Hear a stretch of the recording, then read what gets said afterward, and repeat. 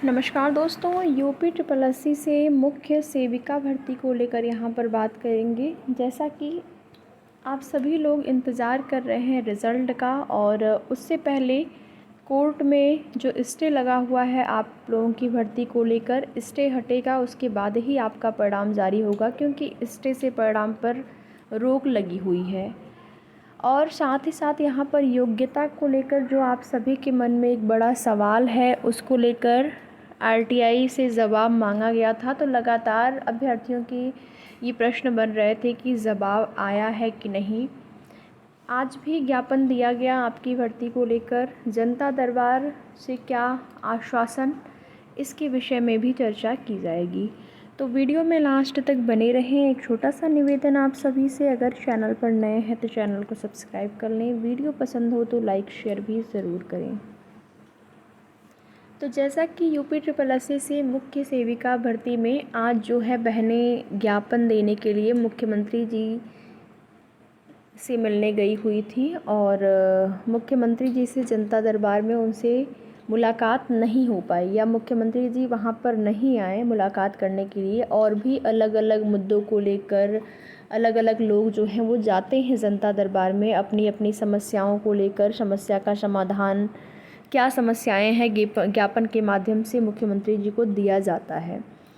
आज भी जो है यहाँ पर बहुत सारे लोग थे जो कि अपनी अपनी समस्या को लेकर पहुँचे थे, जिसमें कि मुख्य सेविका बहनें भी थीं, ज्ञापन लेके पहुँची थी। लेकिन मुख्यमंत्री जी नहीं आए तो उनका ज्ञापन जो है उन्होंने अन्य वहाँ पर दे तो दिया। लेकिन देखिए, मुख्यमंत्री जी के हाथ में डायरेक्ट ज्ञापन जाता है तो उसका जो प्रभाव होता है वो ज़्यादा बेहतर होता है।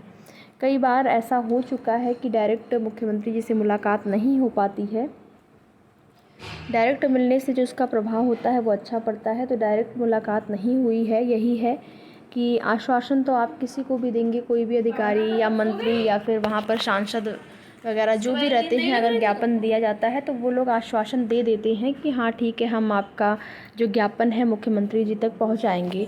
लेकिन उन्होंने पहुँचाया कि नहीं पहुँचाया, अगर पहुँचाते या फिर तो मात्र आश्वासन से कुछ नहीं होता है। बाकी प्रयास जो है वो लगातार जारी है। इसी क्रम में धरने के लिए भी योजना बनाई जा रही है कि एक बार फिर से धरना देने की ज़रूरत है। तो आप लोग सभी लोग अगर सहयोग करते हैं, देखिए कोर्ट से मैटर अगर निस्तारित हो जाता है तो तब तो धरने की ज़रूरत नहीं होगी। लेकिन अगर कुछ उम्मीद नहीं होती है, सुनवाई नहीं हो पाती है, मैटर नहीं आ पाता है सुनवाई के लिए, तब धरना बहुत ज़्यादा ज़रूरी हो जाता है। अब यहाँ पर बात करेंगे योग्यता को लेकर आरटीआई से क्या जवाब आया है। तो देखिए, यहाँ पर अभी तक जवाब नहीं आया है। योग्यता को लेकर मांगा गया था अभ्यर्थियों के द्वारा जवाब कि जो यहाँ पर नोटिफिकेशन में बीए बीएससी या जो 2 ईयर ग्रेजुएशन में विशेष विषय 2 ईयर या फिर 3 ईयर होंगे, तो इन सारी चीज़ों को लेकर यहाँ पर जवाब मांगा गया था। अभी उसका रिप्लाई आया नहीं है। जैसे ही रिप्लाई आ जाएगा आप सभी को सूचना दी जाएगी कि क्या कुछ योग्यता हो सकती है इसमें। और एक नई भर्ती जो आई हुई है, आप देखेंगे ECCE, जो आपका यहाँ पर प्री प्राइमरी में एजुकेटर की भर्ती के लिए, जिसमें 10,000 प्लस पोस्ट है और सैलरी वही 10,000 के आसपास है। तो वहाँ पर अलग अलग जो ज़िले हैं उनमें सीटों की संख्या को लेकर भी जानकारी मिल चुकी है, अलग अलग ज़िले में कितनी सीटें हैं। और वहाँ पर जो विज्ञापन है, जैसे एक विज्ञप्ति तो जारी हो गई है टोटल कि कितने टोटल पोस्ट होंगे और अलग अलग ज़िले में कितने पोस्ट होंगे। लेकिन अलग अलग जो ज़िलों से विज्ञापन जारी होगा उसके बाद वहाँ से आवेदन लिए जाएंगे, और संभवतः उम्मीद है कि ये आवेदन आपके ऑफ़लाइन ही लिए जाएं। तो क्योंकि अभी तक जो है और सितंबर में ही 30 सितंबर को ही इसको कंप्लीट भी करना है। कंप्लीट करने का भी आदेश जारी हुआ है कि 30 सितंबर तक इसको कंप्लीट किया जाए। तो अलग अलग सभी 75 ज़िले हैं, सभी ज़िले में प्रोसेस होना, उसमें टाइम तो लगता ही है। यहाँ पर आप देखेंगे न्यूज़पेपर के माध्यम से भी सूचना दी गई है। तो जो भी इंटरेस्टेड होंगे यूपी मुख्य सेविका भर्ती में, क्योंकि विषय आपका वही है, मान लीजिए आपका सोशियोलॉजी और होम साइंस दोनों मांगा गया था, बाल विकास भी, यहाँ पर केवल होम साइंस के लिए। तो ये देखेंगे आप लोग न्यूज़ पेपर के माध्यम से अलग अलग ज़िले में कितनी सीटें हैं, इनका ब्यौरा भी दिया गया है। और जो विज्ञप्ति जारी हुई थी, एक विस्तृत विज्ञप्ति, उसमें भी अलग अलग ज़िले में सीटों की संख्या जो है वो दर्शाया गया था। यहाँ पर आप सभी देखेंगे प्रयागराज में जो है 287 एजुकेटर की तैनाती की जाएगी। ब्लॉक स्तर पर मिस्टर स्मार्ट का होगा चयन। एक और यहाँ पर मिस्टर स्मार्ट के चयन को लेकर ब्लॉक स्तर पर जिनकी नियुक्ति होगी, जिनका चयन होगा, जो कि राष्ट्रीय स्वास्थ्य मिशन की ओर से परिवार नियोजन में पुरुषों की भागीदारी निभाने के लिए ज़िले में ब्लॉक स्तर के उपकेंद्रों पर मिस्टर स्मार्ट सम्मेलन में जादू और कठपुतली का शो का आयोजन किया जाएगा। और इसमें मिस्टर स्मार्ट का चयन होगा, जिस क्रम में सम्मेलन में मिस्टर स्मार्ट का भी चयन किया जाएगा।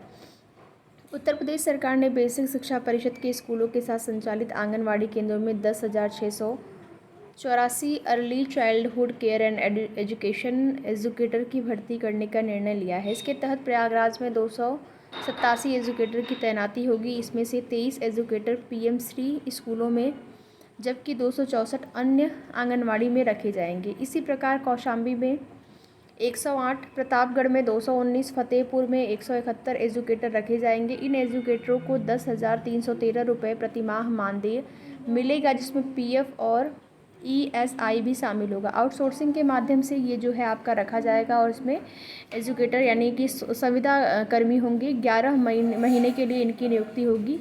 एजुकेटर के लिए आवश्यक योग्यता जो है स्नातक परीक्षा गृह विज्ञान मुख्य विषय के साथ न्यूनतम 50% अंकों के साथ उत्तीर्ण या NCT से मान्य नर्सरी अध्यापक शिक्षा NTT CT नर्सरी या DPSE का कम से कम 2 वर्ष की अवधि का डिप्लोमा या समकक्ष योग्यता होनी चाहिए। इसके समकक्ष योग्यता होनी चाहिए या फिर ग्रेजुएशन में जो है आपका ये विशेष विषय जो कि 50% कम से कम आपका होना चाहिए। और ये मेरिट के आधार पर भर्ती हो रही है। इसमें कोई भी परीक्षा का आयोजन नहीं कराया जाएगा, मेरिट पर ही होगी। 10th 12th और साथ ही आपका जो ग्रेजुएशन आपने किया है तो ग्रेजुएशन, और ग्रेजुएशन न करके अगर आपने डिप्लोमा 2 ईयर डिप्लोमा आपका है जैसे NTT वगैरह, तो उससे जो है मेरिट बनाई जाएगी और मेरिट के आधार पर चयन होगा। अलग अलग जो ज़िले हैं, टोटल आपके 75 ज़िले, सभी ज़िलों में ये वैकेंसी आई हुई है। अलग अलग किसी में पोस्ट की संख्या ज़्यादा है, किसी में कम है। प्रयागराज में आप देखेंगे 287 एजुकेटर की तैनाती होगी, यानी कि 287 जो पोस्ट हैं वो आपके प्रयागराज ज़िले में है। तो जैसे इसके बारे में अलग अलग विज्ञप्ति आती है अलग अलग ज़िले से, उसकी सूचना भी आपको दी जाएगी। अगर आप इंटरेस्टेड हो तो योगदान यहाँ पर कर सकते हैं। जब तक कि आपका नोटिफिकेशन नहीं आता है, यानी कि आप लोगों की भर्ती में जब तक रिज़ल्ट नहीं आता है, प्रक्रिया आगे नहीं बढ़ती है, तब के लिए ठीक है, तब तक के लिए, क्योंकि प्रोसेस जो है UP-SSSC का आप लोग देख रहे हैं कितना डिले है, कितना टाइम यहाँ पर लग रहा है। तो उस हिसाब से अगर देखा जाए तो ठीक ही है, आप कर सकते हैं। बाकी आगे की जो भी जैसी भी सूचना होगी आप सभी को उसकी जानकारी समय समय पर चैनल के माध्यम से दी जाएगी। तो वीडियो में लास्ट तक बने रहने के लिए आप सभी का बहुत बहुत धन्यवाद।